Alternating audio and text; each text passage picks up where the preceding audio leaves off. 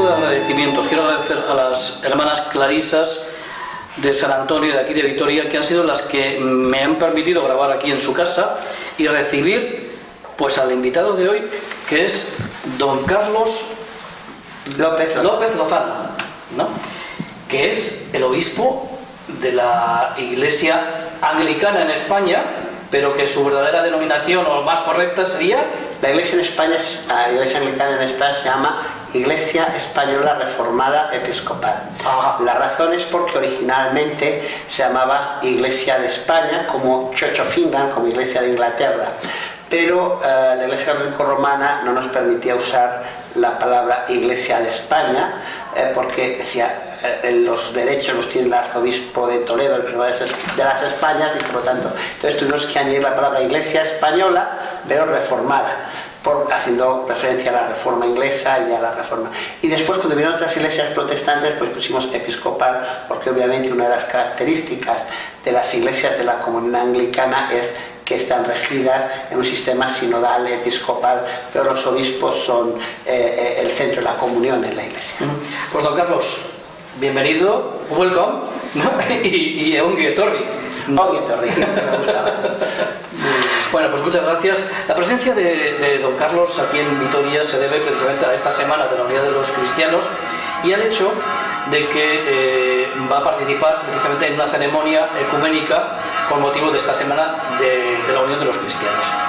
Me gustaría empezar quizá por conocer un poquito la Iglesia Anglicana, porque yo creo que a lo mismo que yo, y antes de la entrevista hemos podido comprobar gran parte de mi ignorancia respecto de la Iglesia Anglicana en España, pues me gustaría que nos pueda presentar un poco quiénes son, ¿no? Quién conforma la Iglesia Anglicana, porque si la Wikipedia no miente o tiene los datos incorrectos, están en más de 30 lugares españoles, más de 30 parroquias. Creo que tienen 20 y tantos presbíteros, sacerdotes. 3 de ellos creo que son mujeres, sí. Es lo que figura como dato. También tienen diáconos y diaconisas. Sí. Y bueno, pues no hay una catedral en Madrid y no sé qué, si alguna cosa más. Yo le contaré primero un poquito de la historia. Perfecto, vamos por ahí. Hacia mediados del siglo XIX, muchos clérigos católicos que aspiraban por tener una iglesia más abierta y liberal encontraban problemas de conciencia para seguir dentro de la iglesia de Roma y se exiliaron en Gibraltar, que era el único lugar donde había libertad religiosa. Hacia 1868 se hablaba ya de la proclamación del dogma de la infalibilidad papal y en conciencia estos sacerdotes y sus fieles que les seguían decían que no podían salvarse dentro de la iglesia de Roma porque tendrían que aceptar la infalibilidad papal para salvarse, porque no tienen que aceptar todos los dogmas de su iglesia para salvarse. Por lo tanto, ellos, como en conciencia no podían aceptarlo, se separaron de Roma y formaron el 25 de abril de 1868 un consistorio de 3 parroquias anglicanas y españolas, tomando el modelo de la Iglesia de Inglaterra en Gibraltar. En 1868, en septiembre, el general Prim derrocó o hizo que se exiliara la reina Isabel II de España. Con tal motivo, la tolerancia religiosa llegó al resto de España y estas personas salieron de Gibraltar, donde estaban refugiados, porque antes, durante el periodo de Isabel II, algunos que se habían manifestado como protestantes les habían caído 20 años de cárcel por meterlo. Entonces, para evitar la cárcel, estaban en Gibraltar. Una vez que Isabel II fue destronada, pues salieron y establecieron congregaciones en Madrid, Barcelona, Alicante, Valencia, Salamanca, Valladolid, etcétera, etcétera, en diferentes lugares. En 1880 eligieron como obispo al líder de todos ellos, que era Juan Bautista Cabrera, quien fue consagrado por 3 obispos anglicanos que vinieron desde Irlanda, desde la Iglesia de Irlanda, para consagrar a Juan Bautista Cabrera, y a partir de su consagración, pues la Iglesia comenzó a funcionar normalmente.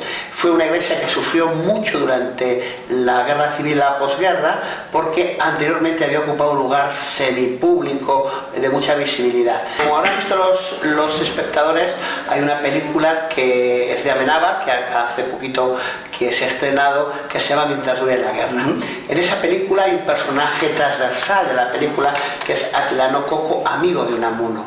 Don Adriano Coco era un presbítero de la Iglesia Anglicana, presbítero de la Iglesia Española Reformada Episcopal, dedicado a su gente, a su pueblo, que tenía escuelas nocturnas para los obreros, escuelas diarias para los niños pobres del arrabal del Santi Espíritu. La residencia estudiantil de Salamanca lleva su nombre, ¿no? Nuestra residencia en Salamanca está en honor de Adriano Coco. Y Adriano Coco pues fue un hombre de bien, y eso que, entre otros muchos, fue fusilado. Otro de nuestros presbíteros en Córdoba fue también fusilado. Se le quemó la iglesia y tenía una pequeña librería para sobrevivir, que también le quemaron la librería. En fin, y como él, otro aquí en el País Vasco, en San Sebastián, que también lo masacraron sin ningún juicio. Otros se salvaron de nuestros presbíteros porque se exiliaron. Uno de ellos, que oyó lo que había pasado en Córdoba y estaba en Linares y el Centenillo, en la provincia de Jaén, cogió un macuto y a través de la frontera pasó a Portugal, de ahí a Lisboa, de Lisboa a Londres, en el 36, y no volvió a España hasta el 79, hasta el 80, que le conocí yo. Don Progreso Parrilla se llamaba este presbítero de esta iglesia, que tuvo que exiliarse durante casi toda su vida en Inglaterra porque no había libertad religiosa en España. Entonces, para nosotros eso fue un periodo muy difícil. Después de la guerra nos lo organizamos como iglesia como pudimos. Elegimos un nuevo... Franco no nos daba permiso para elegir un obispo, de hecho, y no permitía que 3 obispos anglicanos entraran en España para consagrar a nuestro obispo. Le daba pasaporte a nuestro obispo electo para ir a Inglaterra, le daba pasaporte, que el electo murió. Elegimos a otro en secreto, lo consagramos con 3 obispos, y después el ABC publicó en la segunda o en la tercera: los protestantes han consagrado un obispo en Madrid, y ya, pero ya estaba hecho, y ya la iglesia a partir del año 57 se reorganizó, 1953 se reorganizó mucho, ha ido reorganizándose. Estamos presentes en todas las comunidades autónomas de España, en algunos lugares con bastantes comunidades. En Madrid tenemos, en la comunidad autónoma de Madrid, 5 parroquias, 3 en Sevilla, en la zona de Málaga, en la ¿Gibraltar forma parte también de su diócesis? No, Gibraltar tiene su propio obispo, que es un obispo de la Iglesia de Inglaterra, porque Gibraltar es un pedazo de tierra, desafortunadamente, yo estoy totalmente en contra, pero es un pedazo de tierra británica y tiene su propio obispo de Gibraltar, se llama obispo de Gibraltar en Europa. Pero yo soy obispo auxiliar también de la diócesis de Gibraltar. Soy obispo que se llama asistente de la diócesis de Gibraltar, o ayudante de la diócesis de Gibraltar. Muy bien, pues está la iglesia... ¿Cuál puede ser la feligresía, el número de feligreses que puede tener hoy? Es difícil porque no nos contamos todos los días, y unos días vienen unos, otros días vienen otros y demás. Yo supongo que en torno a unos 5.000 comulgantes habitualmente. Y como decía, estamos presentes en casi todas las provincias, en todas las comunidades autónomas, en algunos sitios con una gran presencia, en otros con una presencia simbólica, a veces algunas familias solamente. La iglesia nacional está dividida en 3 áreas o arcedianatos. Cada una está presidida por un arcediano, que es como una especie de obispo sufragáneo, que hace las veces de supervisar las parroquias y demás, porque España es un territorio muy grande. Entonces estos arcedianatos son uno, el de Cataluña, el arco mediterráneo y las Baleares; el otro es el de Andalucía y Canarias; y el tercero es el del centro y norte de España. Entonces esos 3 áreas de España están presididas por 3 clérigos que trabajan supervisando las parroquias, y yo pues superviso todo lo que puedo. Tenemos un montón de departamentos, supongo como en todas las iglesias: trabajo social, trabajo con mujeres, trabajo con niños, ecumenismo, libertad religiosa, en fin, todas las cosas normales para servir a... Aburrirse no creo que se aburra, ¿no? Porque una diócesis así de grande no le tiene que dar la vida para... No me aburro. Estoy casado y afortunadamente mi esposa me acompaña en todo y me ayuda mucho.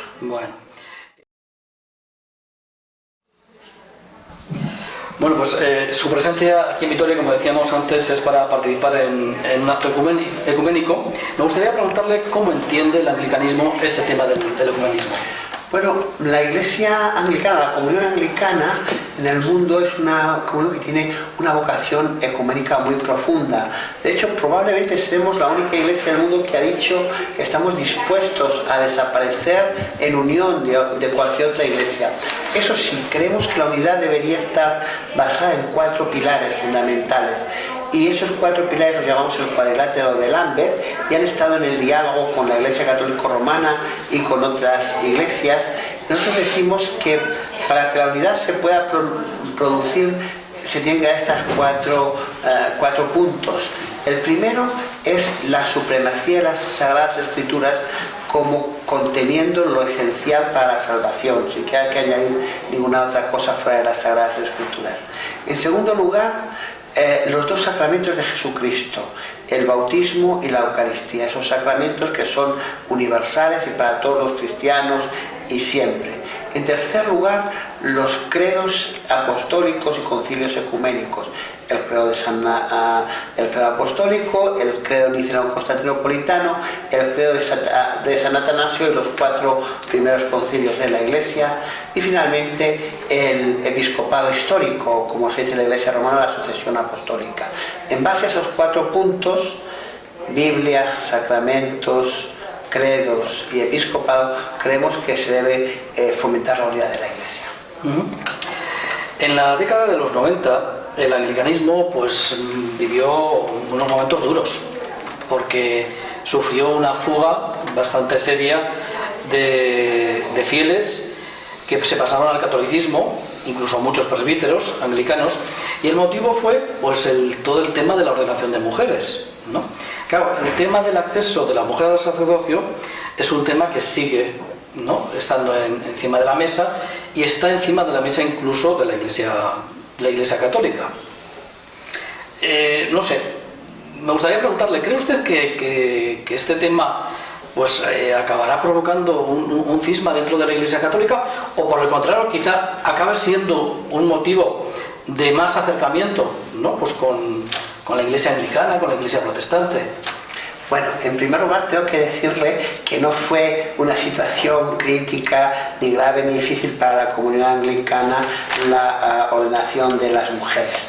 De hecho, pasaron muy pocos presbíteros fieles y algún obispo incluso al catolicismo romano, incomparable con los muchos que pasan continuamente a la Iglesia, a la comunión anglicana. De hecho, pues como yo dije en aquellos años, el camino entre Roma y Canterbury tiene 2 direcciones. Las personas por problemas de conciencia pueden ir de un sitio a otro y viceversa, y eso no es ninguna crisis ni nada. Sí que nosotros nos privamos mucho de dar publicidad a las personas que cambian de iglesia a nuestro favor. No fue lo mismo cuando pasaron estos sacerdotes y fieles a la Iglesia romana, que se hizo una gran... Nosotros todos los años están pasando ministros, sacerdotes y fieles a nuestras iglesias, igual que pasan a la romana, pero no hacemos de ello ni motivo de escarnio ni tampoco publicidad, porque es una cosa que depende del individuo. Pero vamos ahora al asunto más importante, que es el de la ordenación de la mujer. Nosotros en los años 80 creímos que el hombre y la mujer constituyen el ser humano, y el ser humano es el que ha sido por Dios elegido para representar a Cristo en el altar. Por lo tanto, un hombre o una mujer, que ambos son el ser humano, tienen la dignidad suficiente para representar a Cristo en el altar, y por lo tanto comenzamos a ordenar mujeres en base a esto. Algunos fieles estuvieron en contra, pero muy poquitos, y algunos ministros también. Ellos, pues, algunos permanecieron en la Iglesia anglicana y otros pasaron a la Iglesia romana o a otras iglesias, o a la ortodoxa o a las protestantes, y estaban en todo su derecho y demás. Incluso, como digo, hay algunos todavía que no les gusta recibir la Eucaristía de manos de una mujer. Están en su derecho y nosotros les respetamos, les queremos y son parte de la Iglesia, y como creemos en la tolerancia, les toleramos plenamente. Dicho esto, yo creo que es una situación que también se dará en algún momento en la Iglesia de Roma, no sabemos cuándo, y que cuando pase y se dé, pues no sabemos tampoco qué pasará. Yo creo que si se llevan las cosas con la calidad suficiente, la apertura suficiente y la capacidad de comprensión suficiente de aquellos que como pasó en la comunidad anglicana, no estaban a favor y entraban en una crisis, pues eso se comprende y se acompaña. Realmente no creo que vaya a haber más problemas. Creo, eso sí, que para nosotros la incorporación de la mujer al ministerio ha sido de gran bendición. Nosotros decimos ahora que los presbíteros no son hombres o mujeres, son buenos presbíteros o malos presbíteros. Entre las mujeres presbíteros y los hombres presbíteros puede haber buenos y malos, pero lo importante es que sea un buen presbítero, sea hombre o mujer. Y el sexo realmente no condiciona su ejercicio del cuidado pastoral. Eso es lo que nosotros creemos, y para nosotros que ha sido una bendición. Hay algunas iglesias todavía en la comunión anglicana, algunas iglesias nacionales que no han aceptado la ordenación de las mujeres. Estoy pensando, por ejemplo, la iglesia de Chile, que solo permite mujeres en el diaconado, algunas iglesias de África donde no se permite mujeres, ya todos los presbíteros, hay otras que sí, donde sí se permite, ha sido una bendición, y donde no se permite, pues supongo que también.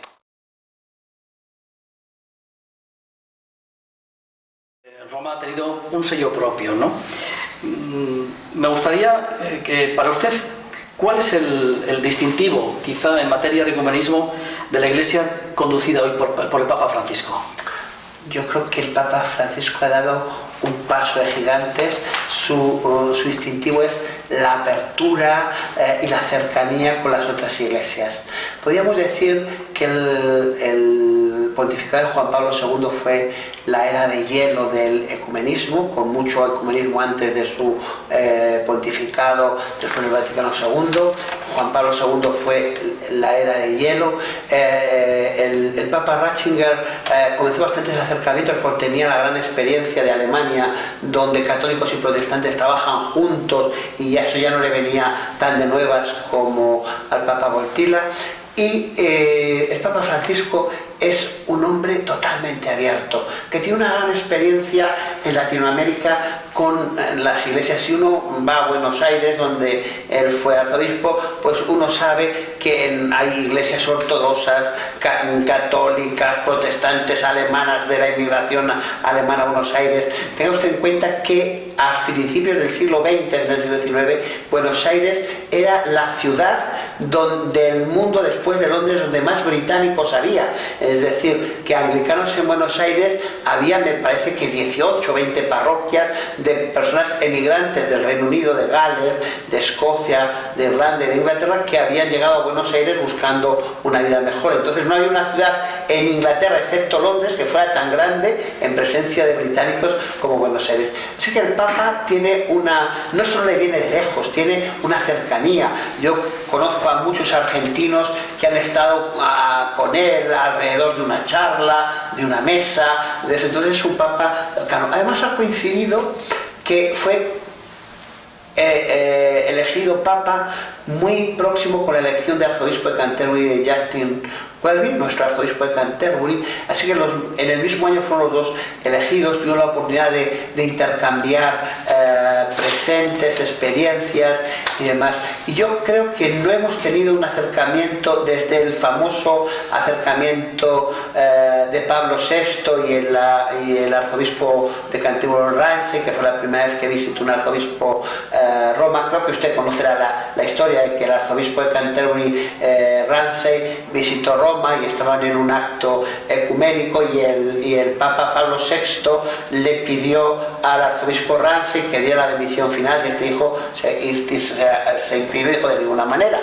Entonces Pablo VI se emocionó tanto que se quitó el anillo episcopal y se lo dio ahí en medio de la gente al arzobispo Ramsay, que al salir pues todas las monjas y religiosas que había le besaban el anillo del Papa al arzobispo de Canterbury. Un gesto, otro gesto. Entonces, desde aquella época, que fue después del Vaticano II, yo creo que hasta esta época en que el Papa Francisco invitó al arzobispo de Canterbury a que le bendijera, se bendijeron mutuamente, se intercambiaron mutuamente regalos, algo así más. No ha habido una época más cercana. Así que para nosotros creo que es una oportunidad muy grande, como para la Iglesia Católica, el colaborar juntos, porque yo creo que Dios nos llama no a competir, porque la gente a veces piensa que los cristianos tenemos que competir. No tenemos que competir, tenemos que colaborar unos con otros. Si colaboramos, Dios nos bendecirá y contribuiremos a que venga su reino, y contribuiremos a que la gente pues conozca a Jesús, escuche la esperanza de la buena noticia y cambien sus vidas. Pero si estamos compitiendo, eso no nos ayuda en nada. Y creo que el actual Papa está fuera de este ámbito de la competencia para estar en el ámbito de la colaboración. Quizá en esa línea puede ser la designación del día 26 de enero como el Día Mundial de la Palabra. De la palabra de Dios, vamos. Me parece maravilloso esa designación, y ese día estoy yo encantado. El día más cercano a la fiesta de San Pablo, el autor de las epístolas. Qué mejor día que ese y qué mejor designación que esa. Yo desde luego lo apoyo y me parece muy bien. Estoy entusiasmado con esto. Con este gesto. Pues quisiera hacerle ya una última pregunta relacionada con un tema más social, es el tema del Brexit. Yo no sé si el tema del Brexit es algo que les va a afectar a ustedes, ¿no? como Iglesia Anglicana. Le contaré que nuestra Iglesia Anglicana es básicamente una iglesia autóctona, es decir, yo vengo de una familia de 5 generaciones protestantes, mi esposa también, no somos muy comunes, pero después yo vengo de una tradición protestante muy eso, y la Iglesia Española Reformada Episcopal, aunque es parte de la comunión anglicana, es una iglesia autóctona y española. Pero tenemos muchos fieles también británicos, y sí que estamos viendo que algunos de los fieles británicos están pensando en volver con tristeza a su país, porque piensan que después del Brexit no podrán vivir como han vivido hasta ahora. Ahora nos está afectando, pero espero que no sea mucho. Pues me gustaría, don Carlos, invitarle a que terminemos esta entrevista con un gesto ecuménico. Muy bien. El que a usted se le ocurra. ¿Qué podemos hacer usted y yo para que esta entrevista quede también como un gesto ecuménico de la Semana de Oración por la unidad de los cristianos? Pues podemos decir el Padre Nuestro juntos pero en silencio. ¿Te parece bien? Y así oramos con el Padre Nuestro, que es la oración que Jesús dejó a sus discípulos y que es la oración máxima de unidad.